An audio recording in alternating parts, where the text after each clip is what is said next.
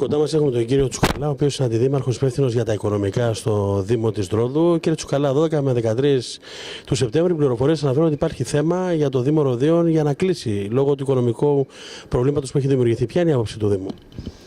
Ναι, η άποψη του Δήμου την είχε εκφράσει την άποψη ο Δήμαρχος και στα πλαίσια του συνεδρίου και μετά το συνέδριο, ότι δεν μπορεί να συνεχίσει αυτή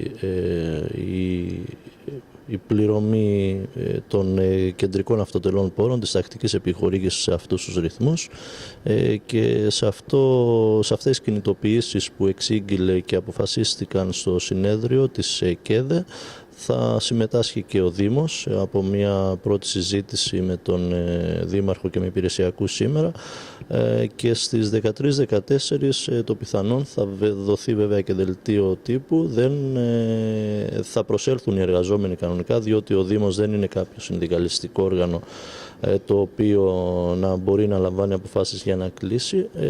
13-14 όμως θα πάρουμε μέρος στις κινητοποιήσεις.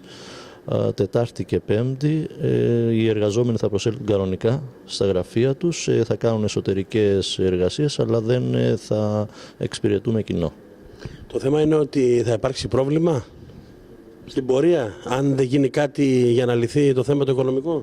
Έχουμε πει επανειλημμένα ότι με αυτούς τους ρυθμούς χρηματοδοτήσεων από το κεντρικό κράτος δεν μπορούμε να καλύψουμε όχι απλά λειτουργικές δαπάνες, όχι ανελαστικές δαπάνες. Στην ουσία δεν μπορούμε να καλύψουμε μεγάλο μέρος ούτε καν της μισθοδοσίας.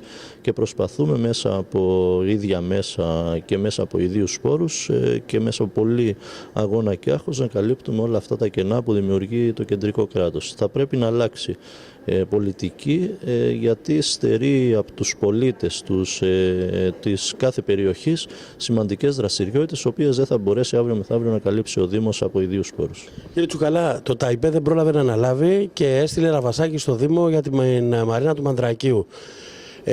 Πόσο μπορεί να χτυπήσει οικονομικά τον Δήμο η απόφαση να φύγει η Μαρίνα από τα χέρια του, διότι σίγουρα στο πλάνο σας είχατε ότι θα βγάζετε κάποια χρήματα από αυτό το περίπτωση με τη Μαρίνα.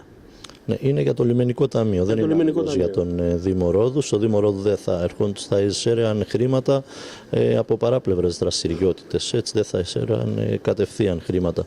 Τώρα, έστω και με αυτόν τον τρόπο. Ναι, βεβαίως θα υπάρχει μεγάλο αντίκτυπο.